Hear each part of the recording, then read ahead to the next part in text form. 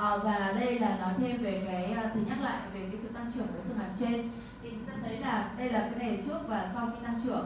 Thì cái xương hàm trên nó phát triển theo cả các cái chiều trong không gian chứ không phải là chỉ theo một chiều là chiều trước sau. Ở đây chúng ta thấy là cái chiều dọc nó tăng trưởng rất là nhiều. Điển hình là ở đây chúng ta thấy là trước nhỏ thì cái chiều cao của cái cành lên nó ngắn, và sau đó thì cái chiều cao cành lên nó tăng. Rồi là phát triển theo cái chiều trước sau. Cho nên là khi mà chúng ta nghĩ tới cái sự tăng trưởng, chúng ta phải nhớ là đánh giá theo 3 chiều. So by being able to control the vertical growth either by high pull headgear or posterior bite blocks, if there is an open bite tendency, or by putting anterior bite plate with some form of extrusion arch for the molars, you can do a lot of good work by helping nature doing better vertical growth, and you'll get a better result overall. Vì như thế này cho nên là chúng ta có thể là chúng ta kiểm soát theo cái chiều dọc bằng cách là chúng ta có thể dùng đến hai pull headgear để chúng ta làm ngăn cản cái sự phát triển theo cái chiều dọc, nhất là trong những trường hợp mà bệnh nhân này có cái khớp cắn hở. Because usually people will do expansion for transverse and they will do AP correction with a twin block or functional, but they forget about the vertical, which is one of the most important aspects of what we do. Thế thì có rất là nhiều những cái tình huống mà chúng ta chỉ chăm chú là chúng ta làm nong rộng cung hàm rồi là điều trị theo cái chiều trước sau. Ví dụ như là với những cái hàm monoblock hay twin block mà lúc này chúng ta quên mất là chúng ta không kiểm soát răng theo cái chiều dọc. On the lower just saying AP, remember we talked about the condyles being growth sides. They can grow because if you pull the jaw, they will get bigger. The problem growth sides do respond to mechanical stimuli. The problem is they don't grow that much. Yeah.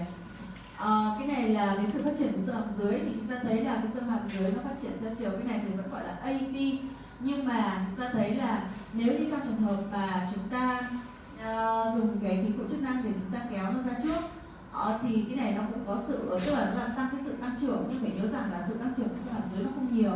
That's why I like the twin block if the patient wants to wear it, because you have an AP system. You also put a screw in the transverse, and with the pads you can get vertical. It's one of the few functional tooth-borne appliance that gives you the three dimension of growth if you know what you're doing. Như vậy thì chúng ta thấy là trong nhiều trường hợp chúng ta cần phải là nong hàm rồi đưa hàm dưới ra trước, thì nó kéo theo cái nữa đó là nó kèm theo cái sự phát triển theo cái chiều dọc. The problem is it's no good for open bite cases. Và cái vấn đề đó là chúng ta sẽ phải nếu khi chúng ta dùng cái cụ này với lại cái hàm mà có khớp cắn hở thì nó là một cái vấn đề. Only class 2 bites or normal bites. Yeah. Hoặc là những cái trường hợp mà nó có cái khớp cắn và cái độ cắn trùng nó bình thường rồi, cho nên là cái chỉ định tốt nhất nó chỉ là với là cái deep bite. So about the growth, normal growth, we saw also that the chin tends to, except if you do some very bizarre orthodontics, the chin on normal cephalic patients will always follow the y-axis, pretty much always. Với lại cái kiểu phát triển bình thường thì chúng ta thấy là cái xương hàm dưới nó phát triển theo đúng cái trục phát triển của mặt. On the problem we have with dolichocephalic patients with a high MP angle is the PO or Pogonian will tend to go down and back, which makes treatment much more difficult. Ngược lại với lại cái kiểu mặt dài ấy, thì cái điểm Pogonian phải có xu hướng là nó phát triển ra phía sau và xuống dưới, cho nên là nó làm cho cái điều trị nó phức tạp. So my advice would be to select the cases when they have a good MP angle and a good y-axis, and you should have success. Cho nên là cái lời khuyên của tôi đó là chúng ta lựa chọn các cái bệnh nhân với cái kiểu mặt mà có cái góc mặt phẳng hàm dưới và cái trục mặt là phát triển bình thường, trong giới hạn bình thường, thì chúng ta sẽ thành công. And unlike what you think, you can beat genetics. Yeah. Thế còn chúng ta đừng có nghĩ là chúng ta thành công được bởi vì nó còn yếu tố gen. So we saw that. We're going to go back at it, so I'm not going to spend too much time. You can do very simple intrusion arches with elastics, and we worked at that, so we'll work at it later on. So I'm not going to spend too much time on this slide. Thì ở đây là chúng ta làm lún hàm trên bằng cách là chúng ta sử dụng cái elastic và một cái cung đánh lún. Thì cái này là một cung nó rất là đơn giản. So let's see this case. Now discuss the same problem as we had before. That's again a small patient. Bây giờ chúng ta nói về một cái vấn đề mà chúng ta cũng đã gặp trước. So he's 6 years old and he has his tongue between his teeth all the time and he snores a lot. Đấy, chúng ta thấy là bệnh nhân này có cái lưỡi luôn luôn là nó đặt ở giữa hai cái cung hàm.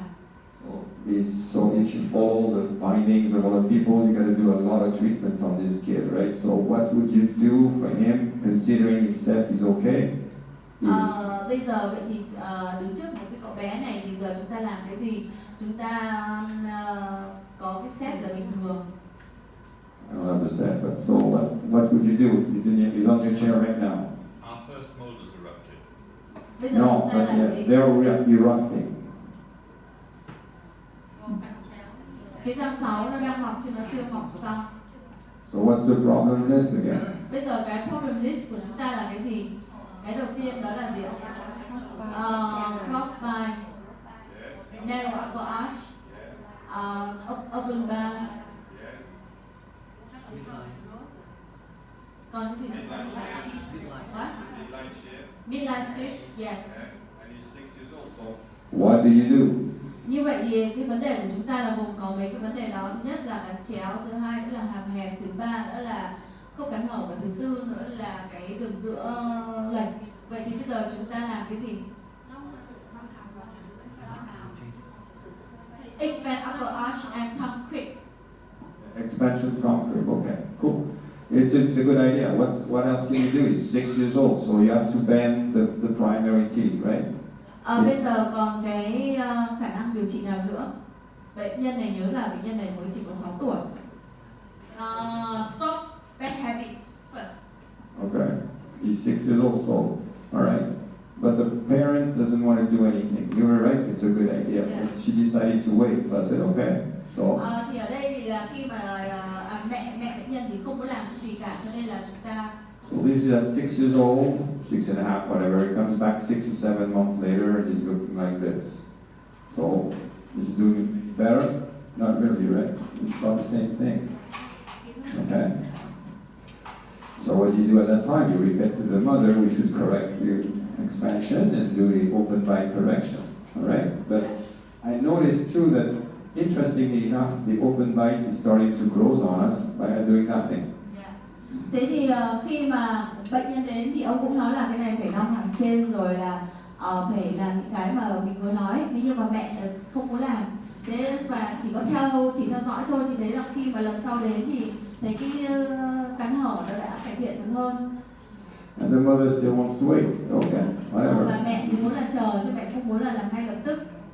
What should we be seeing up here at this point? What do you mean? Bác sĩ nên đây câu hỏi chúng ta nhìn gì ở đây trong cái giai đoạn này? Chúng ta nhìn gì? Chúng ta nhìn thấy gì? Is there any occlusion pain? What ideally, the patient is now 7 years old. Bệnh nhân này mới có 7 tuổi. What ideally should we be starting to see across here? Cái mà thầy hỏi là bây giờ cái mà chúng ta muốn nhìn, chúng ta muốn đánh giá gì khi mà chúng ta có cái crossbite here? Premature contact. Is there any premature contact on the canine? What are we seeing here? Chúng ta nhìn thấy cái gì ở đây? And what are we seeing here? Và chúng ta nhìn thấy cái gì ở đây? Crowding. Okay? Yes. At age 7, I want to start seeing spaces all the way across here. Yeah. Thì thầy nói là ở phía đằng này thì là chúng ta nhìn thấy là nó có khe, nhưng mà ở phía đầu này thì là nó không có khe và nó khớp khểnh. Thì cái mà chúng ta mong muốn đối với trẻ mà 7 tuổi đó là lúc này nó phải có các cái khe thưa của răng cửa. Alright, so 7 years of age, still nothing. 8 Hoàn years toàn old. chúng ta không có làm cái gì cả. So what do you notice? Đến lúc 8 tuổi thì đây đấy, cái tình trạng khớp cắn nó như này, vậy thì cái này chúng ta học được cái điều gì? Interesting finding, the crossbite still not corrected, but the bite is closing by itself, which is bizarre. Ở đây có một cái điều đó là cái khớp cắn chéo thì vẫn chưa điều chỉnh, nhưng mà cái khớp cắn hở thì nó dần dần nó tự điều chỉnh. Thì đấy là một cái rất là kỳ lạ. Vẫn giữ nguyên, nó không có thay đổi gì cả. giáo dục phải It's a bad day for the pedodontist. Thầy bảo là ép lên có đúng rồi. Sorry. Anyways, whatever. Don't get me wrong, it doesn't work this way all the time. Okay? Yeah, It doesn't nhưng mà improve, thầy- you have to do stuff. But Nhưng it's mà thầy improving. như thầy cũng nhắc là không phải là thằng nào nó cũng như thế này. Có những thằng nó tốt như này nhưng có những thằng nó không phải như thế. Trên nhiệm vụ chúng ta là Yeah, it doesn't chúng mean chúng ta theo dõi. Nếu chúng ta thấy tình trạng của nó nặng lên thì có nghĩa chúng ta phải can thiệp. Và nếu mà thấy là mọi thứ nó đi theo cái như tốt, cái chiều hướng tốt thì so then. So then finally the mother agrees that maybe you should correct the crossbite. Finally. Và cuối cùng ấy thì tôi cũng yêu cầu mẹ là Alright, phải điều whatever. trị cái khớp cắn chéo. Thì đây là cái Remember it's the voice keeps on growing and growing and growing like the Jurassic rabbit. So you let him grow because it's right now he's growing the right way. If he grows the wrong way, you have to do something. Và tôi nói với mẹ là cũng rất may mà là cái sự tăng trưởng nó đi theo con đường đúng, chứ nếu mà nó đi theo con đường sai thì chúng ta chắc chắn phải làm cái điều gì đó. Nhưng mà ở đây hiện tại thì là có một số thứ thì là nó tiến triển ok, nhưng mà cái khớp cắn chéo thì nó không giải quyết được, cho nên bắt buộc chúng ta phải làm cái. And notice that I didn't put a tongue cream because the mother didn't want to. Thì ở đây tôi không làm cái chặn lưỡi bởi vì mẹ không muốn. Would have been better with a tongue cream, but then maybe I was wrong because I didn't put the tongue cream and I told her we have to do it. Just expansion. Okay, whatever. Thì trong cái chỉ định của tôi là tôi có làm cái tongue cream là cái mà chặn lưỡi, nhưng mà mẹ có không thôi đừng làm, cho nên là. So then we overexpand a little bit, and you come back, and you see the open bite starting, and then he has spacing. All of a sudden, now we have too much space. Thì ở đây chúng ta thấy là nó có quá nhiều chỗ terminal, ở đây là hết khớp cắn chéo, ở phía trước là có cái thưa hai răng cửa. But if you want to look at the bite here, you don't really want to change this one. This one is getting better on us. Chúng ta thấy là ở phía bên này thì không thay đổi nhiều, nhưng mà ở bên này nó thay đổi rất là nhiều. Anh sẽ biết là We still have the midline is on, you're right, and now he's still closing, so hey, might as well, let him ride, you know?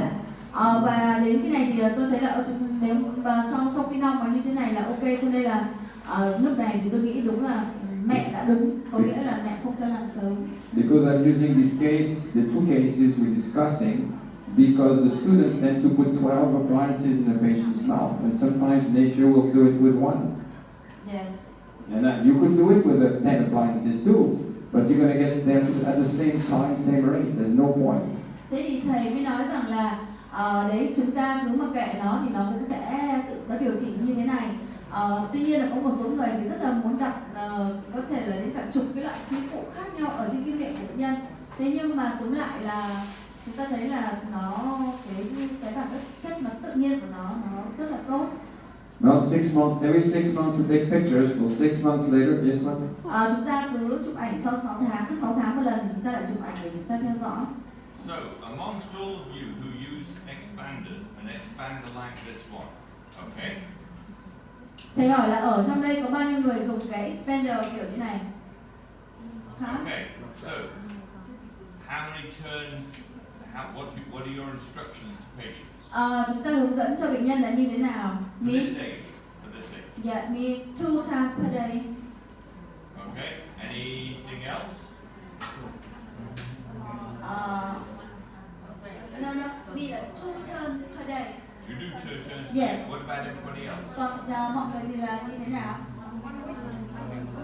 1 turn a day. Okay, and there's a reason for asking behind this. I used to do 2 turns a day, but it would be difficult many times for the parents to do 2 turns a day, so there's no difference in long-term results between 1 turn a day and 2 turns a day. Thì thầy hỏi là thế cái ốc này thì là chúng ta nong như thế nào? Thì có hai cái, một là nong mỗi một lần và mỗi một ngày là 1 vòng, thứ hai là cái thứ hai là nong mỗi một ngày là 2 vòng. Thì thầy bảo là về mặt về cái kết quả lâu dài thì không có sự khác biệt giữa là năm 1 hay là năm 2. Thế nhưng mà nếu mà năm 2 vòng thì đôi khi là nó khó cho mẹ. And the funny thing is, not the case, right? But then I'm going to ask you a question. What's the difference between 2 turns per day, 1 turn per day, 1 turn every second day? Thầy hỏi là Cái gì là sự khác biệt giữa là quay một vòng với lại quay 2 vòng? The answer is Và quay tức là đúng rồi, là cứ 2 ngày thì mới quay là một vòng. okay, I'm going to push it. What's the difference between 2 turns per day, 1 turn per day, 1 turn every second day, 1 turn every fourth day? Dạ. What's the difference? Cái gì khác biệt giữa này? Thứ nhất là quay 2 vòng một ngày này, quay một vòng một ngày này, cứ 2 ngày quay một vòng này, rồi 4 ngày quay một vòng. That means we yeah, the more bên năm xương bên năm khác. no. Cái này thì nếu 4 ngày với 1 lần thì chỉ có 5 tháng. every day 4 day a turn for one turn for every 4 days.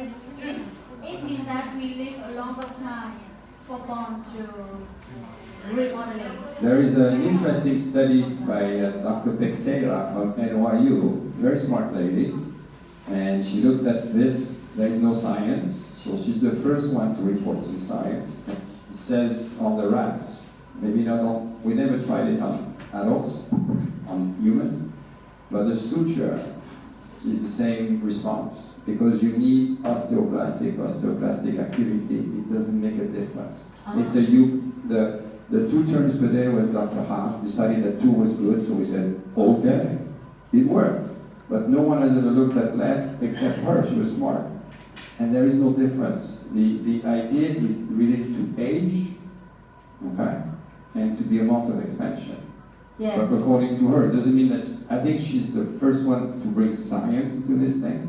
Yes. It was in 2018. Yes. So that's no different between those kind of expand. But for the sake of convenience, 1 turn a day is fine, but there is no big difference. Thế thì thầy nói là cũng đã có những cái suy nghĩ về cái chuyện mà thầy vừa nói, có nghĩa là mình đong như thế nào. Người thì bảo là 2 vòng một ngày thì tốt, người thì bảo 1 vòng một ngày thì tốt, người thì bảo là phải năm cách nhật nó ra. Thế có một cái giáo sư ở trường NYU là trường New York, bà ấy không phải làm một cái nghiên cứu đâu mà bà ấy theo dõi trên bệnh nhân thôi, thì bà ấy thấy là không có sự bà ấy tức là bà ấy làm một cái nghiên cứu nhưng mà bà không phải là làm một cái nghiên cứu lớn, mà bà chỉ làm một cái nghiên cứu cho bản thân bà thôi.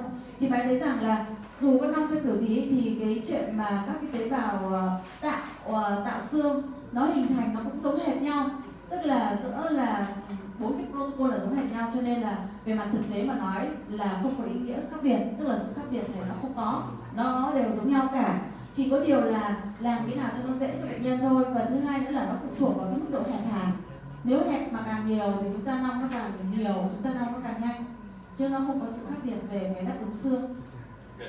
That was why I was bringing this up, is from a patient management standpoint. Yeah, chính vì thế mà tôi bây giờ là tôi nói là trên cái quan điểm là làm sao để bệnh nhân nó kiểm soát tốt, chứ không phải trên cái khía cạnh là kia nữa.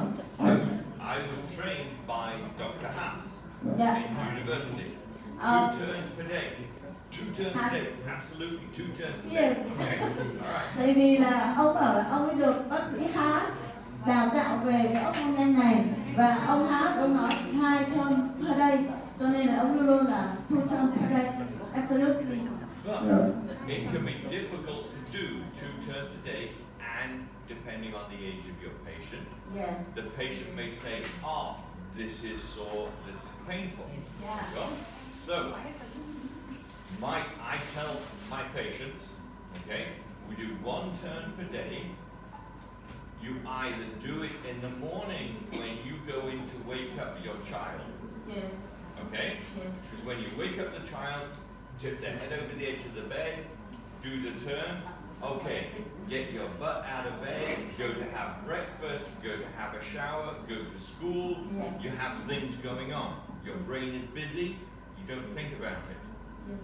If it is too busy in the morning, you do the turn before Bedtime. before dinner time. Before dinner time. Okay, at dinner time, we chew. We have micro movements, okay? Eases the blood supply around, okay? Plus we have several hours before they go to bed. Yes. Everything is comfortable. You do the turn at bedtime. They're lying in bed. You go, Mom just turn this on me and it hurts. Okay. Yes. All right. Ok, ok. Thế thì cái cách là như thế này. Bây giờ mình tức là thầy nói là 2 vòng một ngày, nhưng mà tuy nhiên thì nó phụ thuộc vào sự đau của bệnh nhân. Nhiều khi mà mình nâng 1 vòng ok, nhưng đến vòng thứ 2 là đứa trẻ nó kêu đau cho mình cũng không làm được, cho mình chỉ làm 1 vòng thôi. Thế thì cái kinh nghiệm thì thầy bảo là mình hướng dẫn với mẹ, hoặc là sẽ là buổi sáng khi mà trẻ nó vừa thức dậy ấy, thì mình sẽ làm lau mặt cho nó. Và cái 2 nữa đó là buổi tối trước khi đi ngủ, trước bữa ăn. Thì cái lý do là tại làm sao, bởi vì là cái buổi tối mà trước khi ăn ấy là chúng ta lau, xong rồi là sau đó khi mà ăn ấy thì cái răng nó có rất nhiều các cái sự dịch chuyển, cho nên là nó không nghĩ cái gì về cái chuyện đau đớn cả. Còn nếu như mà chúng ta lại nằm cho nó trước khi đi ngủ thì lúc đó nó chẳng có cái việc gì làm nữa, nó chỉ nghĩ tới cái nằm thôi, cho nên là nó sẽ tức là cái này nó là cái vấn đề về tâm lý. Okay. Yes. So just before Dr. Group goes on to the next stage here, again, I'm going to ask a question to have an answer from everybody, and then Dr. Shubi will give us his response. I will usually do turns roughly 4 weeks, okay? Yeah. Looking at width, okay. Và thường là quay trong vòng khoảng 4 tuần. I want hands up from everybody. How long do you leave this appliance in now, passive, afterwards? Dạ. Một câu hỏi nữa đặt ra cho mọi người là sau khi lau xong thì mọi người để đó trong bao lâu? How many people 1 month? Có bao nhiêu người nói là 1 month? How many people 2 months? Bao nhiêu người nói là 2 months? How many people 3 months? Bao nhiêu người nói là 3 months? Okay. How many people 4 months? Bao nhiêu người nói là 4 months? How many people 6 months? Bao nhiêu người? Nobody, I don't ask. Okay. All right. 6 hours and 12 minutes. All right. Okay. So yeah, I'll let you carry on then, but that gives me an idea now of where everybody is. Because I'll explain what I do afterwards. So The idea is, it's marketing or clinical experience, I would say, not marketing, so long term. Scientifically, there is no difference. Dạ. Về thế thì thầy nói là về cái bằng chứng khoa học ấy. Sorry. No difference after 3 months. Dạ. Về mặt khoa học mà nói thì là các cái bài báo đã chứng minh là không có sự khác biệt gì sau 3 tháng. So 6 months seems to be reasonable because if you have a slow killer, you may end up with relapse after 3 months, so you don't want that. Yeah. A year, I've got a friend of mine, she keeps them like for 2 years. It was ridiculous. Yeah. You know? Thế 6 còn months works. thầy nói là về mặt đấy thì là mọi người vẫn nghĩ là nó là 6 tháng, thì cái 6 tháng cũng là ok. Nhưng mà đôi khi chúng ta mà càng nông rộng nhiều ấy thì chúng ta càng phải để lâu. Và có những bệnh nhân để 1 năm, còn có những bệnh nhân đã phải để cả 2 năm. So Đấy, còn về mặt khoa học